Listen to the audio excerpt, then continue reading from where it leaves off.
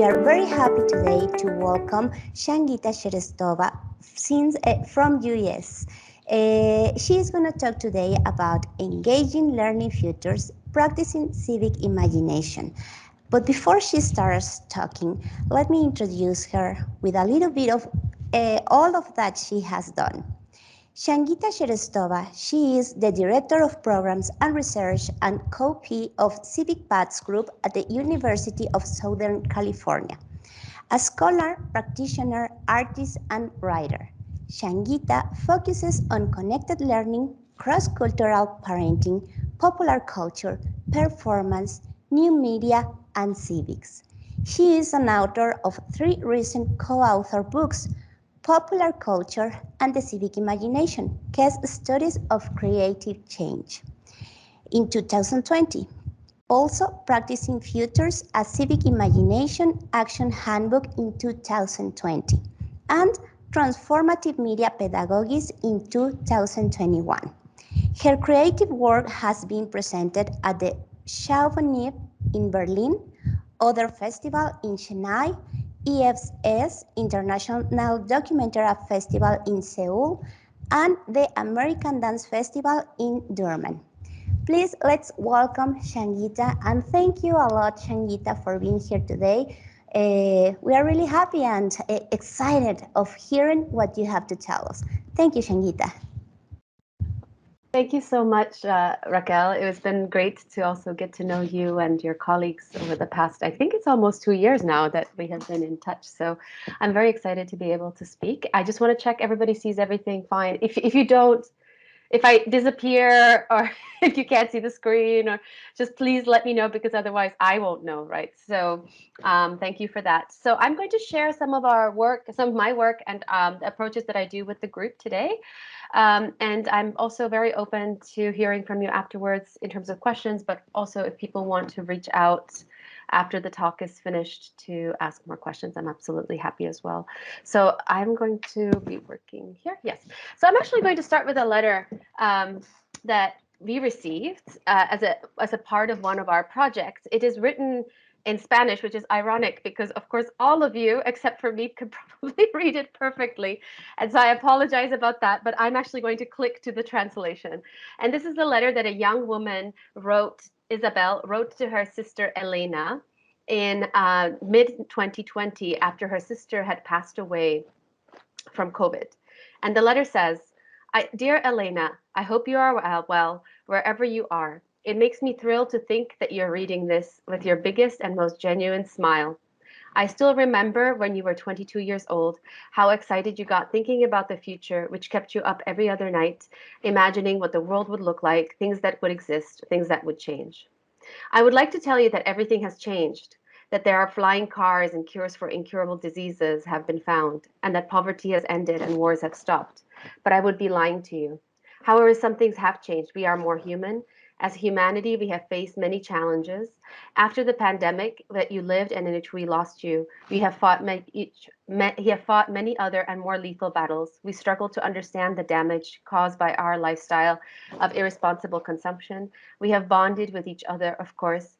We are no longer filled with hatred, selfishness, and individualism. Pain and necessity have changed us. I know you would be proud of the transformation we have achieved, and even more so to be part of it. I love you, I miss you, I reminisce of you, your beloved sister, Isabel. So this letter that we received was part of a bigger project that we ran, which is called the Atlas of the Civic Imagination. And in this project, we invited people to submit to us their visions, their stories, and ideas for what a post-pandemic world far into the future, we were asking about the world of 2060 could look like.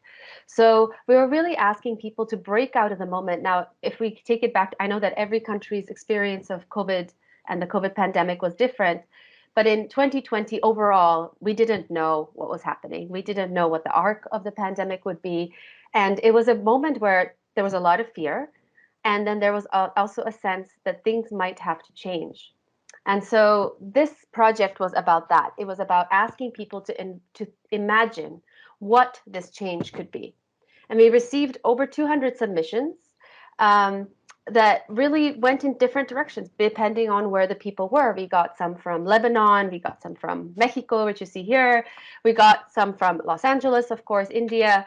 And overall, these stories told us about visions in which people, of what people imagined, what that might happen, might not happen, what they would like to see in the future.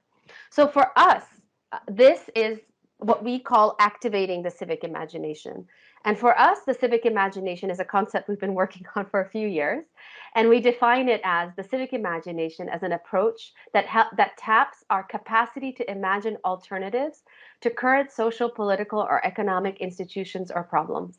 Put bluntly, one cannot change the world unless you can imagine what a better world might look like. So it's really around this concept that you have to engage the imagination as a part of your life, that it's not something that should be separate from our lives, even if we don't define ourselves as artists, but that it should very much be part of our lives as we live it. So the work that I'm going to be speaking about is being carried out under the umbrella of the Civic Imagination Project, which does a variety of things. I think we're not unusual, but we're one of those academic projects that is not academic only. We do write books, and you see on the left there one of our more academic books, but we also write practical books. On the bottom there, you see my son reading one of our the Practicing Futures book that I'll be drawing on today. We run workshops with people. We run Instagram projects. We, as I already mentioned, do mapping projects and storytelling projects. I want to also give credit to the larger group that are really the people. When I speak about we, when I say we do this, which is what I tend to do because I mostly work in a team. And that team is Civic Paths. You see some of our members, actually all of them, all of our current members here. And on the right, you see Henry Jenkins, who is a collaborator and PI on the project. And then on the left, on the bottom left there, you see Gabriel Peters Lazaro, who was a collaborator and Co-PI and unfortunately passed away during COVID. So I will be mentioning work that I did with them and with the students who you see here. Before I jump into the material, I do want to share, I think it's important. I'm not there in person. I'm not actually seeing anybody right now.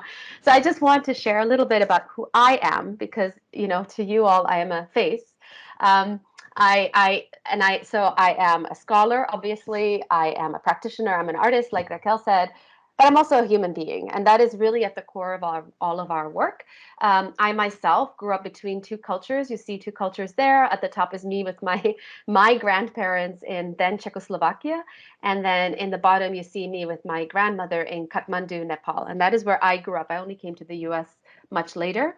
I also spent a lot of my career dancing and then transitioned into thinking about participatory modes of first movement, and then later just thinking about participatory modes as they translate into all kinds of practices. And that is how I ended up partnering and working with Henry Jenkins. And then on the right there, I just want to give credit. That is my son. I already mentioned him. And I mentioned him because a lot of our work is applicable to a broad age range. And he is the first, he often gets to pilot our projects as the first person because I always test things out on him. So there's that. Because I grew up in all kinds of situations that were not necessarily democratic, that were not necessarily all easy to deal with. I lived through curfews, through martial law, through all kinds of situations, through a revolution early on in my life. So for me, I am very inspired by the work of Václav Havel, who was a Czech dissident, who reminded us that the more unpromising the situation in which we demonstrate hope, the deeper that hope is. And that hope is not the same thing as optimism. It is not the conviction that something will turn out well, but the certainty that something makes sense regardless of how it turns out. And I want to stress this because the work I do and the work I'll be describing is very aspirational. It has to do with tapping the things that make us excited about the future, the things that we really hope for. And at the same time, I want to say that they are not escapist, that it's not about pretending that the bad things in the world do not happen, but that this is something we should do alongside the work that we do that is countering actual problems in our society and sort of resisting. But this is the flip side of that is actually also just as important. So the work we do in the project is rooted in participatory cultures. So we believe we're very deeply committed to encouraging participation. That means that we want to invite people in different ways, in the ways that make sense to them. We draw a lot on fan practices, so the ways in which people have engaged with stories, either through play or through sharing them, through discussing them, but really what it means to engage with stories around us.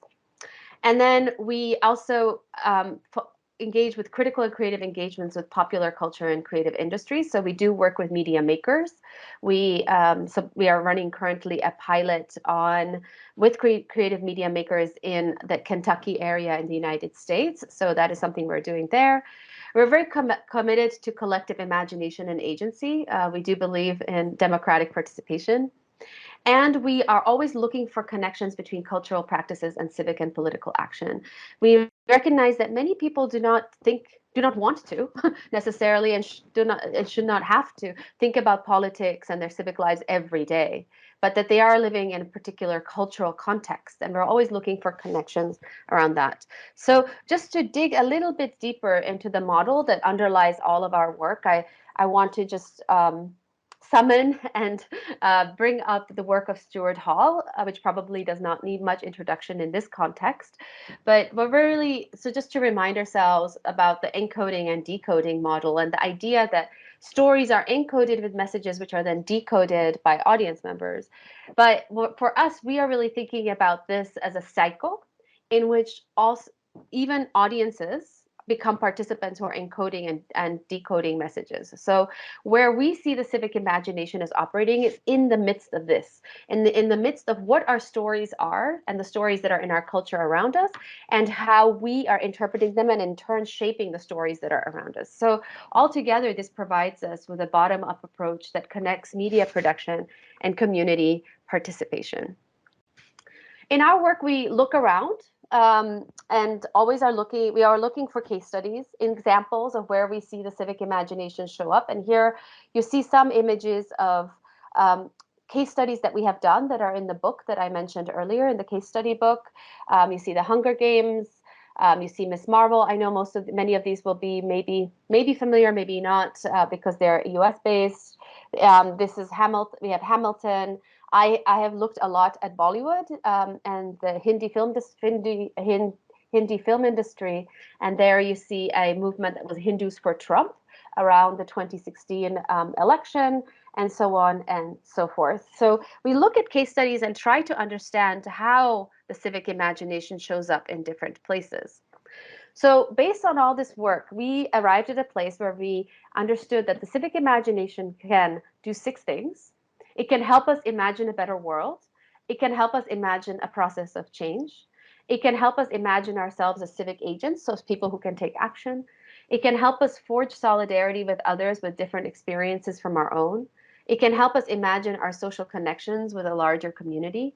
And it can bring an imaginative dimension to our real world spaces and places. And these are the 6 areas in which we then work. So we are looking at them conceptually, theoretically, and also practically. This work that we are doing does not exist in isolation, of course. There's a lot of work happening around the importance of the imagination and the process of imagining. We actually rarely talk about imagination as a thing. We talk about imagining as a process. There's the work of the civic imagination that was very early on in this literature that very much inspired us. There's the dark fantastic. There's Octavia Butler's work, and there's of course the radical imagination. So there's other work out there that's circling around this space, this larger space of how the imagination is a crucial component of our civic lives. Now, before I start talking about our work in the fields and in the spaces and what we do, I just want to highlight an important consideration that imagination in itself is not necessarily ethical or civic, right? Imagination can be used to all kinds of ends. Here I have just 2 examples. One is from QAnon here in the United States, which is definitely an exercise of the imagination.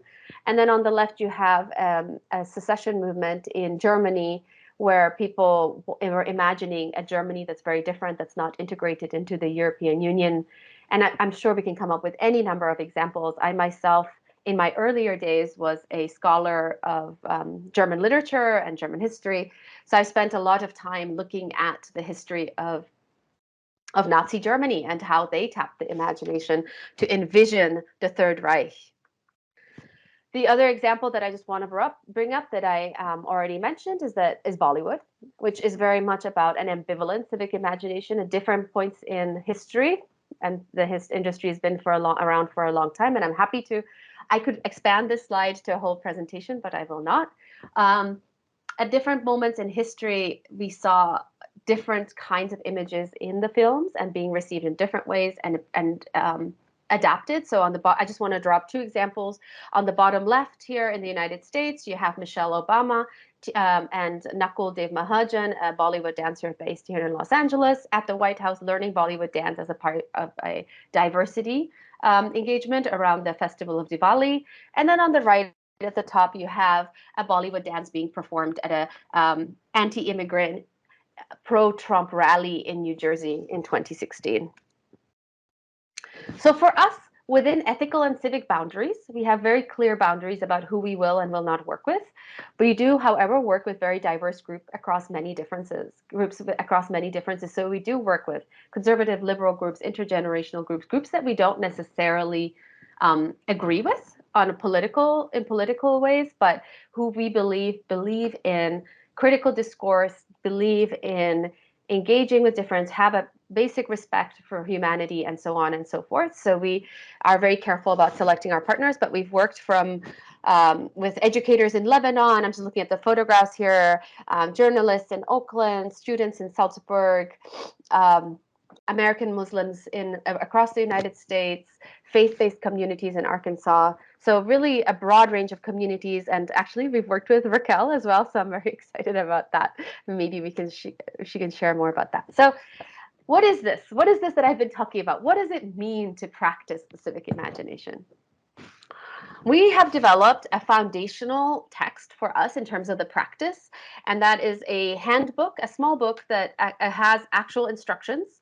And for the purposes of today's session, I just thought it would be helpful to give you very quick introductions to each of the 6 key workshops that are contained in the book. The book is available for download as a PDF on our website, so absolutely you can pick it up and read it there. I'm also happy to send it to you if that would be easier. So of the 6 workshops, the first one is called Origin Stories. In this workshop, we ask participants to think about their past and to bring in a memory object. And to then imagine that this memory object, which is somehow, of course, important to them, can have magical superpowers and that it could actually make some sort of change in the world. So they're then imagining on top of something that is a real memory for them. And what this does, one, is that in introducing participants to a session or any kind of context where they're working together, is that it immediately makes them connect with each other. Like it just goes deep very quickly, because people are not just saying my name is and I study this, but they're actually saying this matters to me. My name is, and this is a really important thing from my past. And then also it forces them to move out of a narrative that they have established, but then now they're creating a new narrative, because nobody thinks about, well, maybe some people do think about, but not many people think about memory of their objects in their lives as having magical powers. Another workshop we have, which is really a key workshop for us, is the Future Worlds one, the one that I introduced kind of in the beginning when I was talking about the Atlas. And that is a workshop which invites people to imagine the worlds of the future. They do this usually through just a crazy brainstorm at times, where we're just writing things down, like, what would you imagine? Like if I was to run it with you, I'd say, well, what could the world of 2040 look like? What would you imagine your city looking like? What would you imagine your transportation looking like? What would you like it to look like? Not what will it become. Dystopia is absolutely part of this. So stories of things that may not go well are absolutely part of this, but it's really about balancing the two, about imagining that. And then participants then create stories based on these visions that tell us about something that will happen, that might happen between today and that future world, that helps us understand how we might get there. And what this does is that it starts to reveal the models of change, the ways that people think change happens, in their society, and the ways that change cannot happen. So what we have found is that in places where people just really do not feel like there's a way forward, they will resort to magic, right? And that is absolutely significant because then they can reflect on that and think about it. The next one that I want to talk about is Remixing Stories. This is our third workshop. Here, people bring in stories that inspire them and remix them to make new stories, thereby making deep human connections with each other. We use this workshop a lot when we are speaking with communities that have a lot of ideological differences going on. Through the looking glass, in this one, they enter a world of shared content. So, for example, if you imagine you could tour the world of, I'm going to just jump into some story now, that you could tour the world of Sleeping Beauty, hopefully familiar fairy tale, that you could go to the castle, that you could walk through the forest. What might you see there? Who might you meet? And what it's doing again is that it's inviting people to, yes, engage with a story that maybe that resonates to them on some level, not necessarily an inspiring story, but one that's familiar, one that they know. And now they're in a space with people and having together to imagine something. And so they're all a little bit out of their comfort zone. They're just having to play with this. But it also helps them understand that the narratives around us, even the ones that are produced by mass culture, can be changed. You know, we can just rewrite those stories in a way and just like think about them differently and be resistant if we feel that those stories are oppressing us.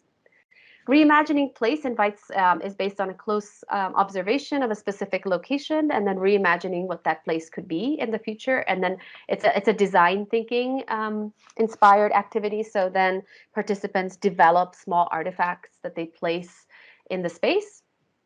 And then finally, imagining action. Excuse me. In this activity, we invite people to develop a plan for something they would like to take action about, but then they also develop a success scenario. So they develop a news story from the future, reporting on what happened and that why it was such a huge success. And what this helps to do is it helps people already chart paths forward of what it might be and how they might get to their destination in a way that again flips the idea of resistance and problem to opportunity. And then that's not without, we absolutely accept that there's resistance and problem and all that stuff, all those challenges exist. It is just a complementary way to think about how we might imagine action. We've also moved our work into the space of teaching and pedagogies. I myself teach very actively. I go into schools all the time.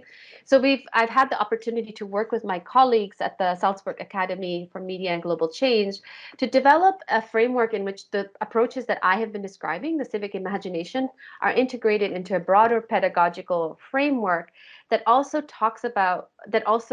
foregrounds caring for others and agency, the sense that you can actually take action.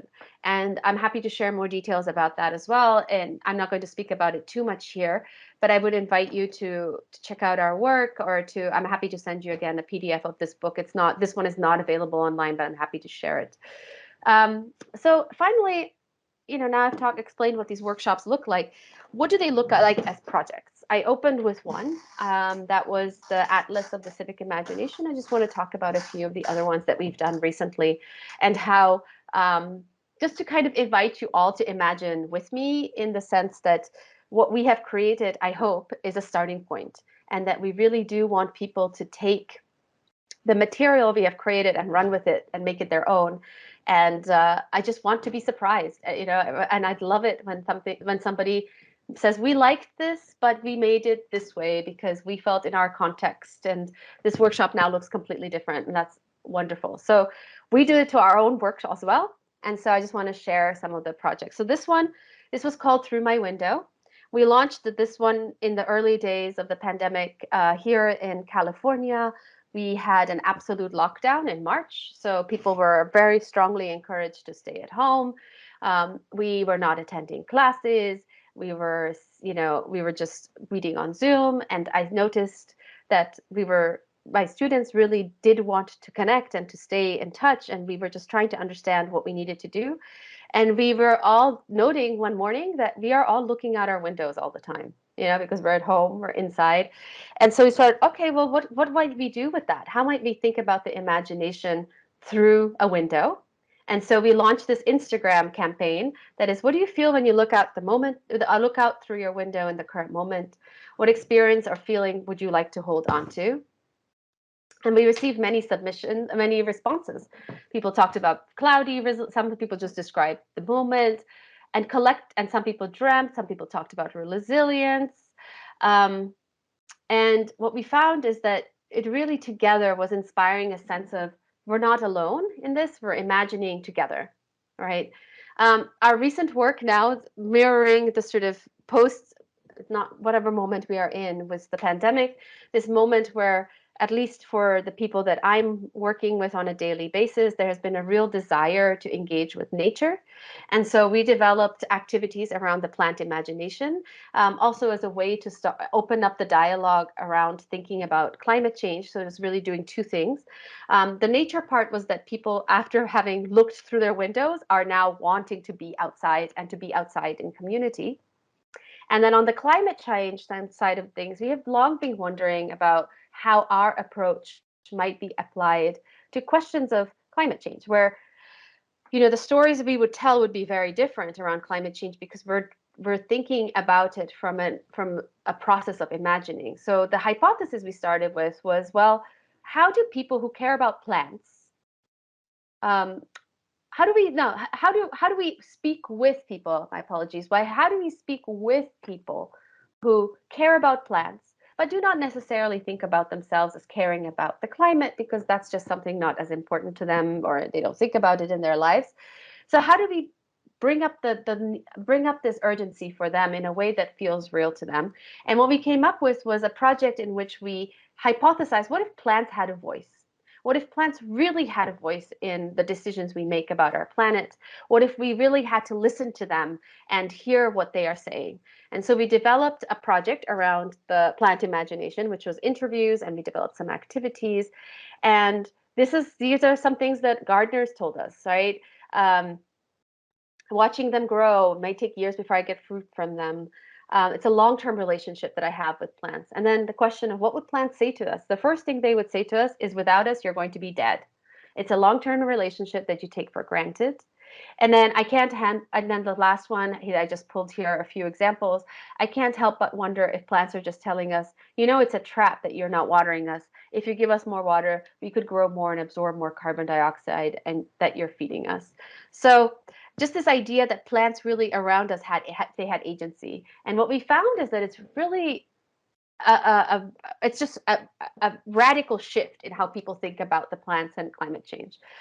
We also asked people to connect the stories to stories in which they saw plants. So, for example, I don't know if this one is familiar to you. This is Jack and the Beanstalk. It exists in various formats. It's a fairy tale and a folk tale in which a young boy is going through a difficult time, and then plants a bean seed in his garden, and it grows huge, and then there's a giant at the top, and he has to have these interactions with the giant. So we asked people to come up with stories about that reminded them of plants, and this is one that came up again and again and again, Jack and the Beanstalk.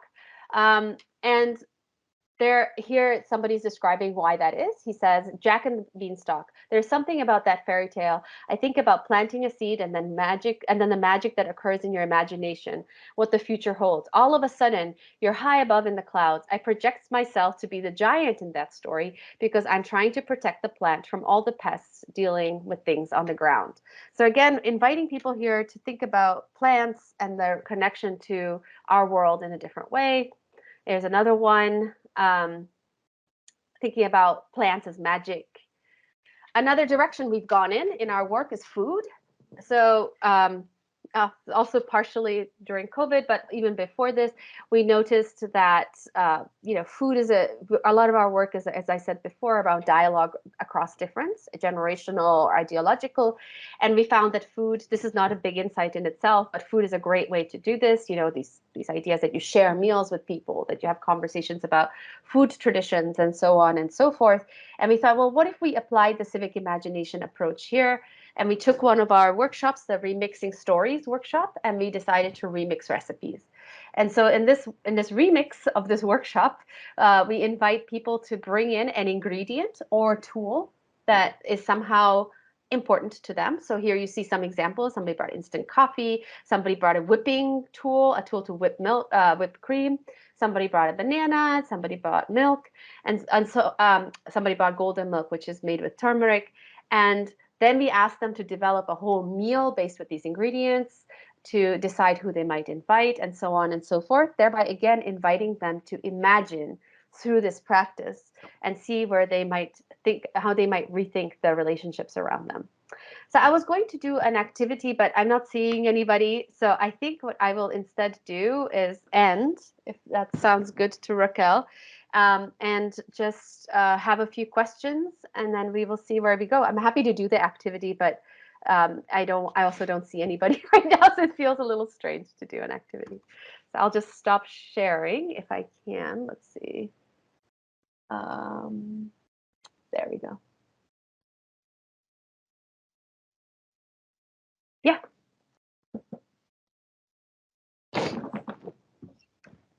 Buenos días, mi nombre es Carolina Yolanda Castañeda Roldán. Me gusta imaginar que recupera su verdor. Esto implica... Bueno, la cámara sí está, pero el micro.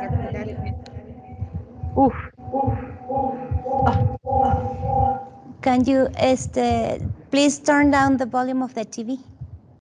The volume of the TV. El volumen de la tele. Hay que bajarlo porque se vicia. ¿Ya? No, el de la tele. Ok. Repito mi imaginación entonces. Yeah. Okay. Yes, Carolina, please go ahead. Me gusta imaginar... We cannot hear you, Carolina, and I cannot hear me either. I don't... No, pero hay que bajarle al volumen a la tele. Del control, así es. Me gusta imaginar que el mundo recupera su verdor. Esto implica métodos Con para el control, cuidar el bájale a medio la ambiente. ¿Cómo puedo conducir a los ciudadanos a cooperar a través de mi imaginación? ¿Podrías trasladarlo a inglés, profesora? ¿Me escuchó? Carolina, I didn't hear you. Sorry. Can you repeat your question? Sí. Me gusta imaginar que el mundo recupera su verdor. Esto implica métodos para cuidar el medio ambiente. ¿Cómo puedo conducir a los ciudadanos a cooperar a través de mi imaginación? Okay, Sangeeta, she's telling that she likes to imagine about the earth and all that, and how can she make people to think about these things and to help with the better thing in the world, more or less.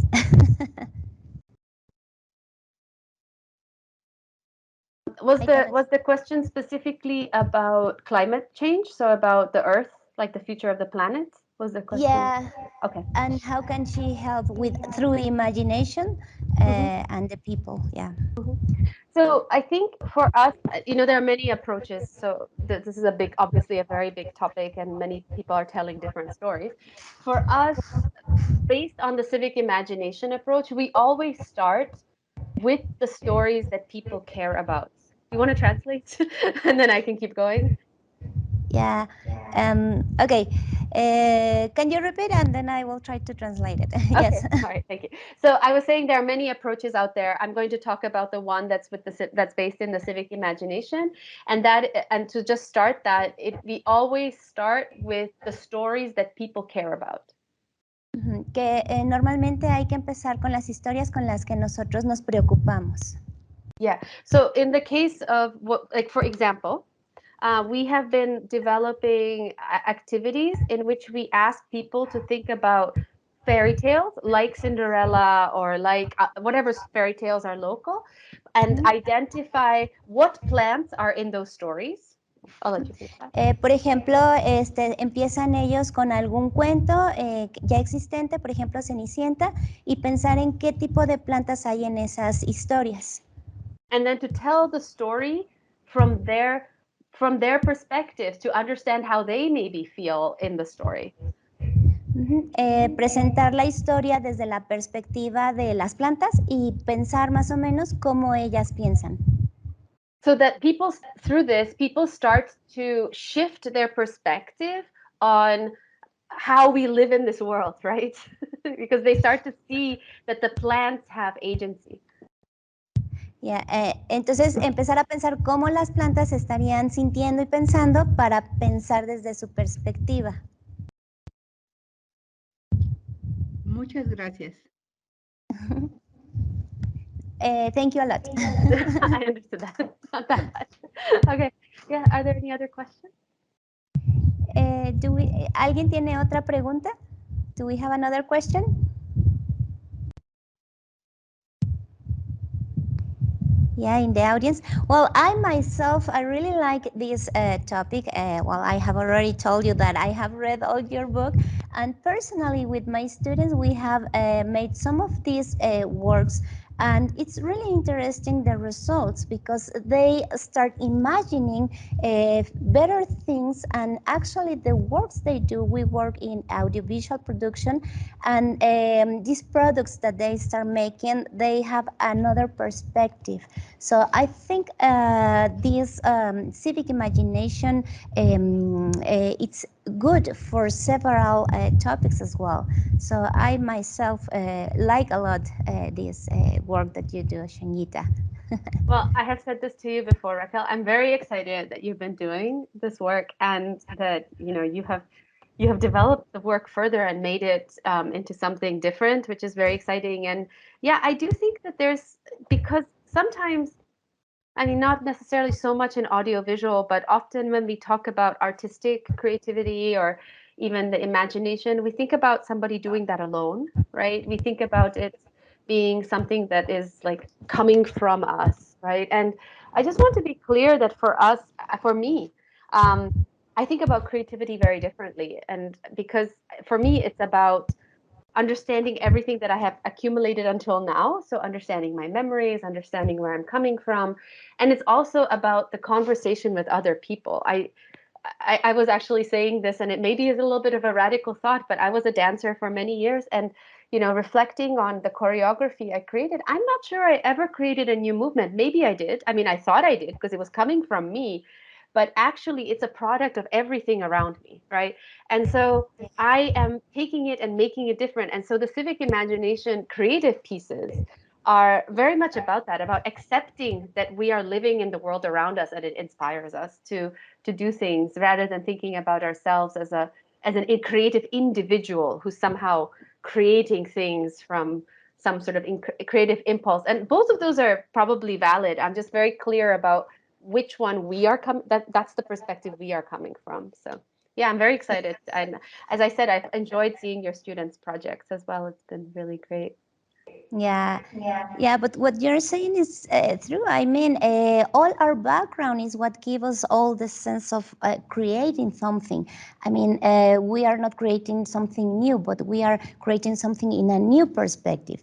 And that is the core of the civic imagination as well, because we are trying to make a better world, but with our background. We cannot forget about our past to construct our future. So that's why I really like it. And the origin stories that you mentioned before, that's really interesting as well, because we are full of objects, and objects have a story as well.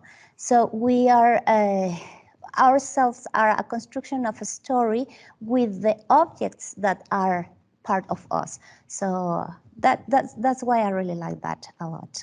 Yeah. And sometimes there are objects we have. I want to just be clear. And sometimes there are objects we don't have anymore. There was I ran a very, this workshop is very much influenced by, so in our process, we iterate, we do again and again and again and again to develop workshops, right? So we start running them and we change them and we change them. And in the origin story of this workshop, of this specific workshop, there was a workshop we ran very early here in Los Angeles with young people in the ages between 10 to 15 who had come into the United States as immigrants of various, refugees or different forms of migration. And there was a story that one boy shared. Actually, I want to share two stories because you can see how much they stayed with me. This was many years ago now, but I remember these two origin stories with memory objects. One was this boy talked about this bag of marbles he had. And he shared that he thinks about these marbles. He doesn't have them anymore, but he remembers these marbles because the day they left for the United States, he couldn't find the marbles in his house. When he ran in to get what he was going to take, he couldn't find the marbles. And so he never took them. And so he never had them, and he never went back home, right? And he never had a chance to see those marbles again. And he thinks about those marbles and what happened to them, and it was just such a powerful story. And the other one that was similar but very different was a young woman who shared that she also migrated to the United States, and she had a VCR tape, like a tape cassette, on which she had recorded her and her best friend back home, right, in the country of origin. And she would sometimes watch this, and then her mother one day accidentally, recorded over it, right?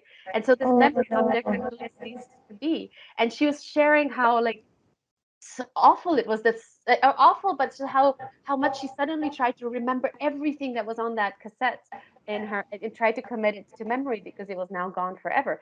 But just in terms of just human connection and our ability to share stories and have social impact, these young people shared these stories with me, 7 years ago, right? I still remember those stories, right? I still exactly remember how they told it and what they said because it went so deep.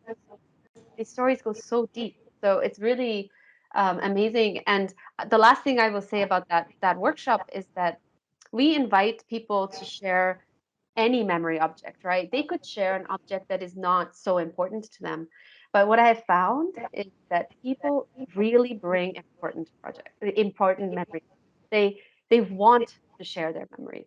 And by and large, it's the thing they got from their grandmother, or it's the one thing that has mattered to them the most. It's very in a world where we walk by each other as strangers, it's just so inspiring to see this, that when you invite strangers to share, they share the deepest thing they can share. Yeah, I think that's a primarily necessity of the human, share stories. So that's where storytelling comes, and in the past everyone wanted to share their stories, and that is why we found these pictures in the walls on the, so we are sharing tellers. So thanks a lot, Sangeeta. I don't know if someone in the audience would like to ask a question or give a comment. It's the moment for you. Okay, if we don't have anyone having a comment or something, we would like to thank Sangeeta Shriastava for being here today at the International Symposium in Research in Communication, Education and Technology. And we are very happy to have you here virtually in our studio at the Faculty of Communication Science at the Universidad Autónoma de San Luis Potosí. Thanks a lot, Sangeeta, and thank you all for being here today, for tuning us, those who are virtually and those who are here in the studio. Thanks a lot. And well, we would like to have you again, Sangeeta, telling us something like this in another time. Thanks. Yeah, thank you. Thank you so much. See you soon. Bye.